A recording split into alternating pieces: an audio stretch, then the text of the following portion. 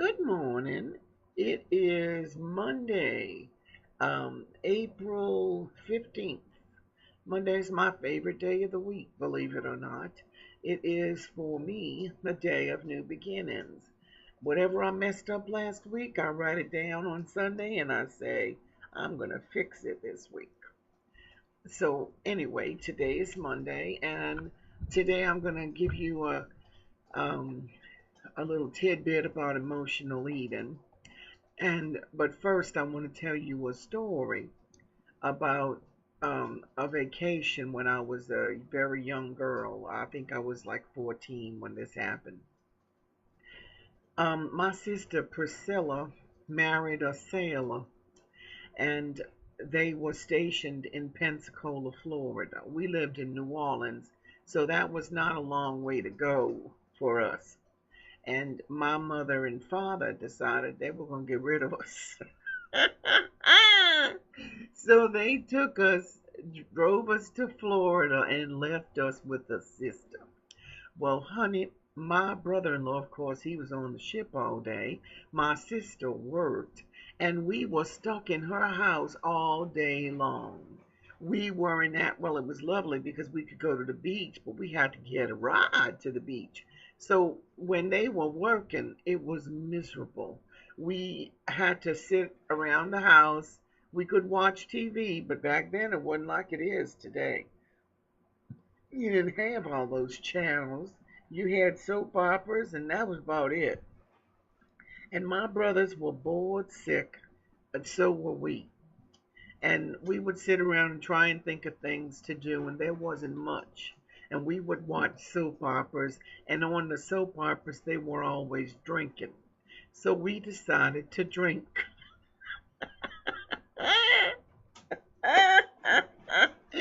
14 and 16.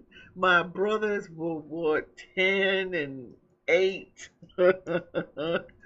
Well, we decided to drink. We couldn't find the liquor. I'm sure they had some, but we couldn't find it. So what we did was we made some tea. And we were drinking the tea and pretending we were drunk. Honey, we got drunk. We actually got tipsy. We were slurring and acting crazy, and we just had the best time pretending that we were drunk. Now the rest of the time we ate macaroni and cheese because that's all we had to eat. But my sister bought a big old bunch of it to make sure we had enough to eat.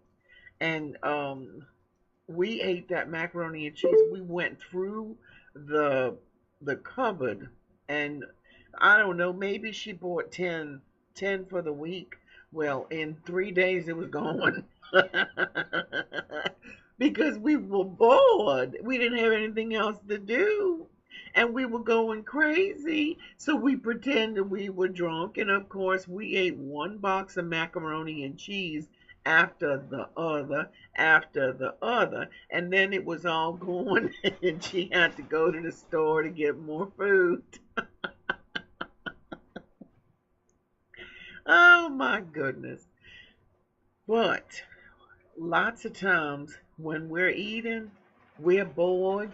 We don't have anything to do. We don't have any excitement. Um, we get bored and we eat.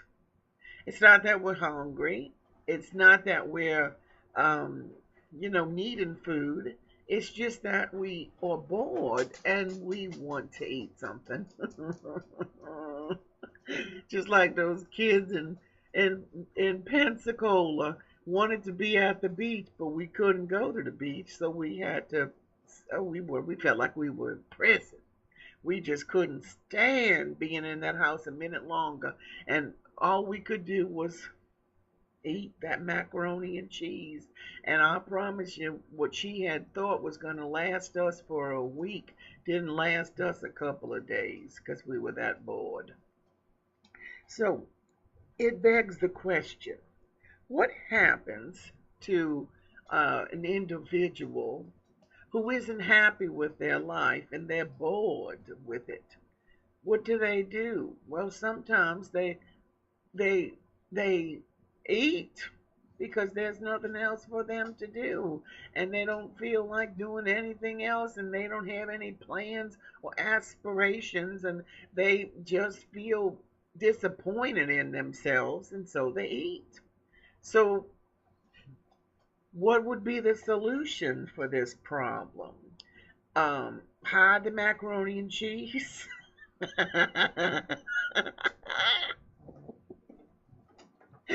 That might work. And generally that's what I would say, because that's the way I defend my food defense is hide the food. Stay away from it. Keep it away from me. Don't you come near me with that chocolate. Don't you come near me with that food. I don't want to have anything to do with it. And I feel like the best way to keep away from it is to just keep away from it.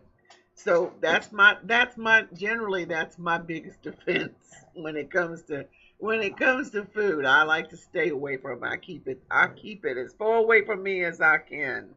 But that's not always convenient. And I know a lot of you girls and gentlemen have families, and your families they want to eat some of the stuff that you might want to go to. So you can't do that. So how do we fight this thing? How do we stop eating just because we're bored? Well, first of all, we need to stop being bored. How do we unbore ourselves? Well, we give ourselves something to do. You give yourself some projects. You give yourself some goals to complete in the day. Oh, if there was ever a bored person, it was me. I don't have a lot of things that I can do at the moment. I would love to be outside tearing that yard up, but I just don't have the strength in me yet to do it. Um, there are lots of things that I could do around the house, but it's difficult because I'm not as mobile as I want to be, and standing for too long a period hurts my back.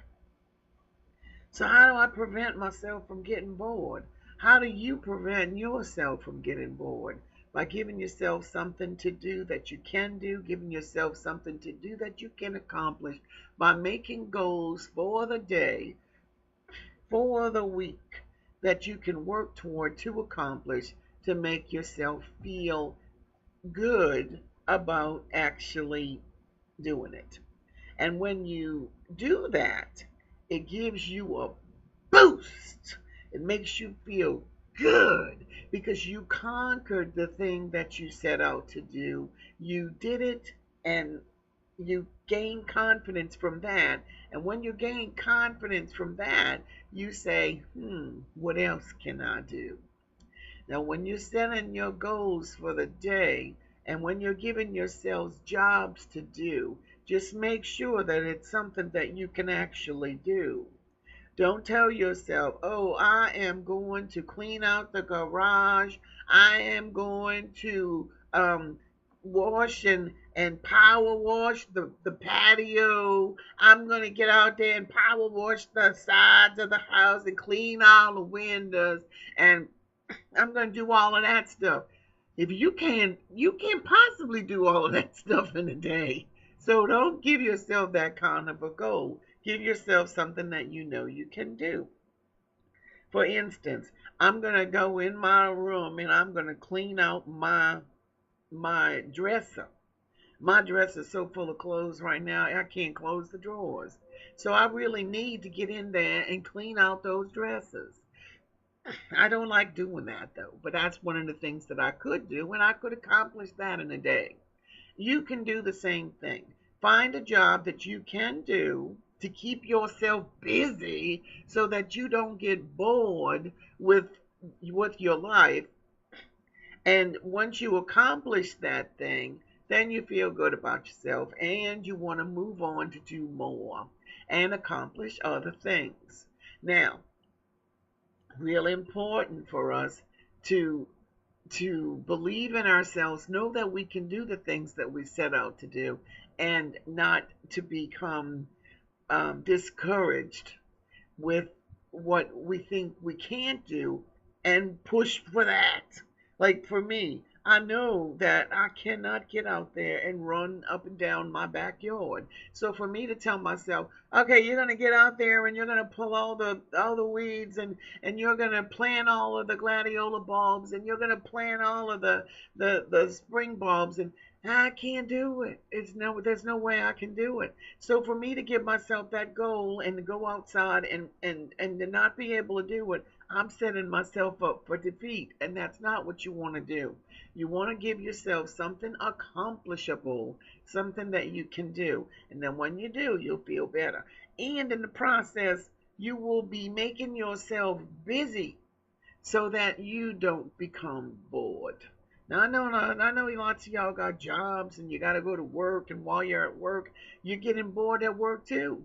Well, a good way to not be bored at work is to do your job. Plain and simple. Just do your job, and if you don't, have something to do, well then get something that you can do.